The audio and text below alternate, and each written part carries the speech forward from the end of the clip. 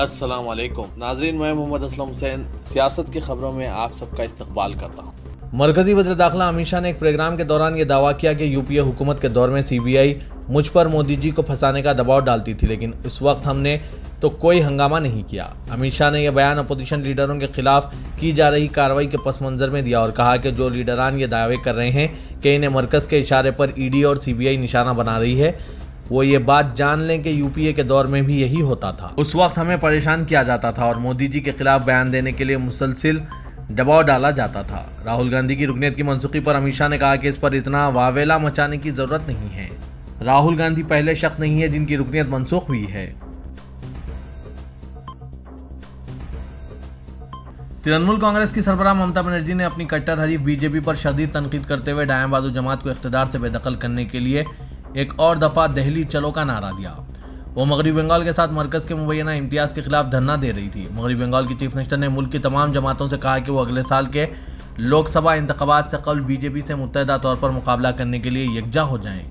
इस तरह उन्होंने अपने मौक़िफ़ में तब्दीली का इशारा दिया, जो कांग्रेस और जाफरानी जमात से मसावी दौर की बात करती रहती है।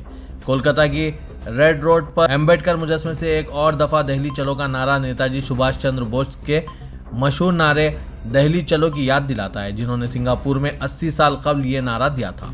ममता बनर्जी ने रियासत को MGMREGA और अमकना व पब्लिक वर्क्स की स्कीमों के लिए फंड्स रोकने के खिलाफ 2 रोज़ा एहतजाज किया। कर्नाटक असेंबली इंतखाबात को लेकर सियासी पार्टियां पुरजोश नजर आ रही है। 10 मई को वोटिंग होगी और 13 मई को नताइज का ऐलान किया जाएगा। अब इस ऐलान के बाद आम आदमी पार्टी के कन्वीनर अरविंद केजरीवाल ने कहा कि आम आदमी पार्टी कर्नाटक में तमाम सीटों पर मुकाबला करने जा रही है। पार्टी ने कर्नाटक में मजबूत तंजीम बनाई है। अरविंद केजरीवाल ने रियासत में रैलियां भी की है। ऐसे में पहले ही कयास आराइयां की जा रही थी कि आम आदमी पार्टी कर्नाटक इंतखाबात में कांग्रेस और बीजेपी को चैलेंज कर सकती है। अब इसी कड़ी में केजरीवाल ने तमाम सीटों पर इलेक्शन लड़ने का ऐलान किया है। रामनवमी के मौके पर मुल्क के मुख्तलिफ मुकामात बशमुल महाराष्ट्र, गुजरात, मगरबी बंगाल और दिल्ली में फिरके वाराना झड़पों के वाक़यात पेश आए, जिनमें पुलिस मुलाजमीन के बशमुल कई अफराद जख्मी हुए। हावड़ा से वीडियो सामने आए हैं जहां गाड़ियों को जलता हुआ देखा गया। हावड़ा के खाजीपाड़ा मोहल्ले से रामनवमी जुलूस गुजरने के दौरान तशद्दुद फूट पड़ा, जिसके दौरान कई कारों बशमुल पुलिस की गाड़ियों को नुकसान पहुंचाया गया और सिक्योरिटी अमले ने हुजूम को मुंतशिर करने के लिए आंसू गैस शेल्स छोड़े। मगरबी बंगाल की चीफ मिनिस्टर ममता बनर्जी ने फसादियों को मुल्क के दुश्मन करार दिया और कहा कि आज के तशद्दुद में मुलविस अफराद को बख्शा नहीं जाएगा। सीनियर बीजेपी लीडर सोंदो अधिकारी ने ममता बनर्जी के इस इल्जाम को मुस्तरद कर दिया कि बीजेपी हावड़ा तशद्दुद में मुलविस है। उन्होंने इसके लिए तृणमूल कांग्रेस को जिम्मेदार ठहराया। मगरबी बंगाल के हावड़ा में पुलिस की एक टीम ने गड़बड़ के बाद फ्लैग मार्च किया। हावड़ा में बाज़ दुकानों को भी नजरआतिश किया गया। दिल्ली के जहांगीरपुरी इलाके में फिरकाराना कशीदगी देखी गई। रामनवमी के मौके पर पुलिस ने जुलूस की इजाज़त नहीं दी। दिन के 11 बजे कई लोग जमा हुए और जय श्री राम और मंदिर यहीं बनाएंगे के नारे लगाए। पुलिस ने बताया कि तकरीबन 2000 अफराद जुलूस के लिए जमा हो गए। जहांगीरपुरी में गुज़िश्ता साल हनुमान जयंती जुलूस के दौरान फिरके वाराना तशद्दुद फूट पड़ा था। गुजरात के वडोदरा शहर के फतेहपुर इलाके में गाड़ियों को नुकसान पहुंचाया गया। वडोदरा में 2 जुलूसों पर पथराव किया गया और एक वाक़े में बाज़ अफराद जख्मी हुए। पुलिस की निगरानी में जुलूस गुजर गया। ताहम पुलिस ने बताया कि सूरत हाल काबू में और इलाके में अमन बहाल कर दिया गया है। महाराष्ट्र के औरंगाबाद में 2 ग्रुपों के दरमियान पुरतशद्दुद झड़प के बीच पुलिस की एक टीम पर हमला किया गया और कई गाड़ियों को आग लगा दी गई। नौजवान के 2 ग्रुपों के दरमियान बहस व तकरार के बाद यह झड़प हुई। औरंगाबाद में 10 पुलिस मुलाजमीन जख्मी हुए हैं। नाजरीन, इस साल त्योहारों के मौके पर मुल्क में फिरके वाराना कशीदगी के बारे में आपके क्या ख्यालात हैं? कमेंट बॉक्स में हमें और हमारे नाजरीन को इससे ज़रूर वाकिफ करवाइएगा। उत्तर प्रदेश के शहर लखनऊ में लखनऊ पुलिस ने हुसैनगंज मेट्रो स्टेशन में नमाज अदा करने पर AIMIM लीडर उज़मा परवीन के खिलाफ एक केस दर्ज कर लिया है। AIMIM लीडर ने ट्विटर पर एक तस्वीर पोस्ट की, जिसके बाद यह मामला मंजर-ए-आम पर आया। Deputy commissioner police central zone Panna Rajat Kaushik ने बताया कि उज़मा ने नमाज की अदायगी की जगह विधान भवन बताई थी, जो झूठ और गुमराहकुन है। गुज़िश्ता साल 8 अफराद को एक मशहूर मॉल के अंदर नमाज अदा करते देखा गया था और ये वीडियो सोशल मीडिया पर वायरल हो गया था। बाद इन तमाम को गिरफ्तार कर लिया गया था। कौशिक ने कहा कि उज़मा ने मेट्रो स्टेशन पर नमाज अदा की और बाद ट्वीट किया कि हर शख्स किसी भी मुकाम पर इबादत करने के लिए इस तरह आज़ाद है जिस तरह वो अपने ख्यालात या राय का इजहार करने के लिए आज़ाद होता है। DCP ने बताया कि उज़मा के खिलाफ ताज़रात हिंद की दफ़ात 153A यानी दुश्मनी को फ़रोग़ देना, 200 झूठी मालूमात फराहम करना और 283 आम रास्ते में रुकावट पैदा करने के तहत केस दर्ज किया गया है। हिंदुस्तान में गुज़िश्ता 24 घंटों के दौरान नए कोविड केसेस में 40% इजाफा देखने में आया है। जुमला 3016 केसेस की इत्तला दी गई है। मरकजी वजारत सेहत ने आज ये बात बताई। केसेस में इजाफे के पेश नज़र हुकूमत दिल्ली ने एक इमरजेंसी इजलास तलब किया है। मुस्बित होने की रोज़ाना शरह 2.5% और हफ्तावारी शरह 1.25% दर्ज की गई है। गुज़िश्ता 24 घंटों के दौरान 1396 अफराद सेहतियाब हुए और फाल केसेस की तादाद 13,509 रिकॉर्ड की गई है। हुकूमत दिल्ली ने एक हंगामी इजलास तलब किया। कौमी दारकूमत में गुज़िश्ता 24 घंटों के दौरान मजमूई तौर पर 300 नए कोविड केसेस दर्ज किए गए हैं। शिवसेना यूबीटी कायदीन ने भारतीय जनता पार्टी और ऑल इंडिया मजलिस इत्तेहादुल मुस्लिमीन पर महाराष्ट्र के औरंगाबाद में तशद्दुद बर्पा करने का इल्ज़ाम आयद किया, जहां एक हुजूम ने पुलिस मुलाजमीन पर हमला किया। उन्होंने इल्ज़ाम लगाया कि इसका मकसद शहर में महाविकास अघाड़ी की अनकरीब मुनक्किद होने वाली रैली को दरहम बरहम करना था। 500 से ज़ायद अफराद पर मुश्तमिल एक हुजूम ने गुज़िश्ता रात नौजवानों के दरमियान झड़प के बाद पुलिस मुलाजमीन पर हमला किया था।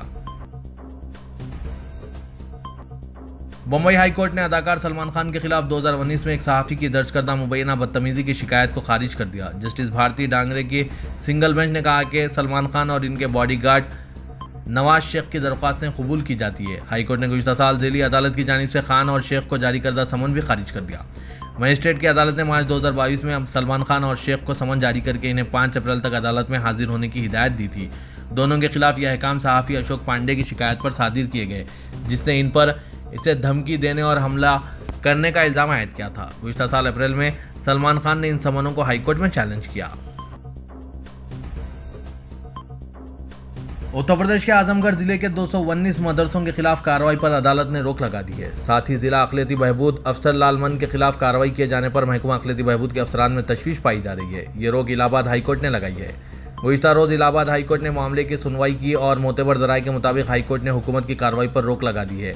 अलबत्ता रामनवमी की छुट्टी होने की वजह से ऑर्डर की कॉपी अभी अदालत के पोर्टल पर अपलोड नहीं की गई।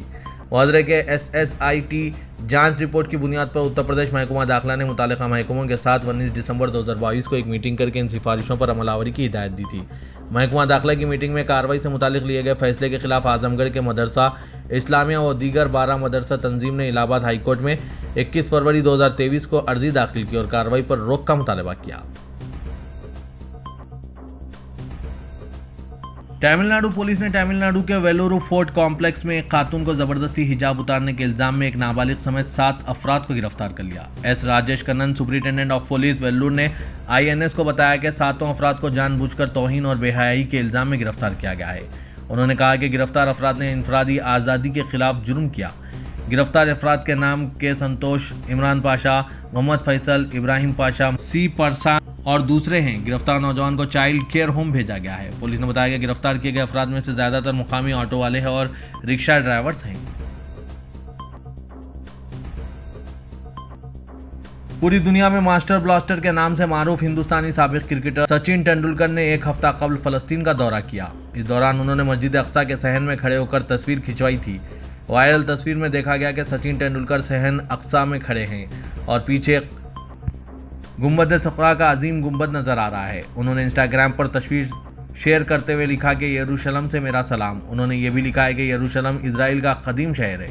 वाज़ेह के इजराइल को फ़लस्तीनी सरजमीन पर बज़ोर ताकत कायम हुए अभी 70 साल ही हुए हैं। मस्जिद अक्सा और मस्जिद सखरा फ़लस्तीन के बैतुल मुक़द्दस शहर में वाक़ हैं। सचिन तेंदुलकर की तस्वीर पर बहुत सारे अफराद ने इन्हें याद दहानी कराई है कि ये इजराइल नहीं फ़लस्तीन है।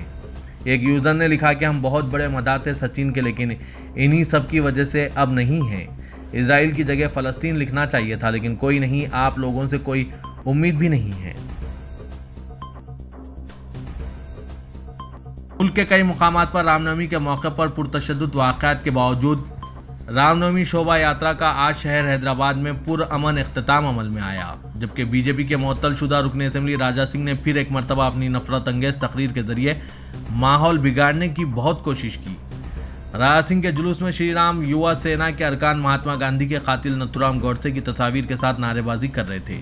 यात्रा का दोपहर 2 बजे सीताराम बाग के मंदिर से आगाज़ हुआ और शहर के मुख्तलिफ रास्तों बशमुल मंगलहाट, बेगम बाजार, छतरी, सिजम्बर बाजार, गोलीगुड़ा, कोठी से गुजरता हुआ सुल्तान बाजार, हनुमान व्यायामशाला में इख्तिताम को पहुंचा। शोभा यात्रा का आगाज़ पहले डॉक्टर भगवंत राव, जो श्री राम नवमी उत्सव समिति के कन्वीनर हैं, इनकी सरपरस्ती में हुआ। बादशाह राजा सिंह ने भी अपनी एक बड़ी रैली राम युवा सेना के बैनर के साथ निकाली। शोभा यात्रा बेगम बाजार छतरी पहुंचने पर राजा सिंह ने अपनी इश्तियालंगेज तकरीर में कहा कि हिंदुस्तान में 100 करोड़ हिंदू होने के सबब क्यों ना इस मुल्क को अखंड हिंदू राष्ट्र में तब्दील किया जाए। राजा सिंह ने कहा कि हमारे 2 बच्चे रखने वालों को ही वोट का हक दिया जाएगा, जबकि हम 5 हमारे 50 अफराद को वोट का हक नहीं रहेगा। राजा सिंह ने कहा कि हिंदू राष्ट्र में गौकशी पर मुकम्मल पाबंदी होगी और हिंदू लड़कियां भी मुकम्मल तौर पर महफूज रहेंगी, क्योंकि हिंदू राष्ट्र में लव जिहाद की कोई गुंजाइश नहीं होगी और कोई भी शख्स हिंदू लड़की को निशाना बनाए तो इसे मुल्क से निकाल दिया जाएगा। राजा सिंह ने भक्तों से अखंड हिंदू राष्ट्र बनाने के लिए अहद लिया।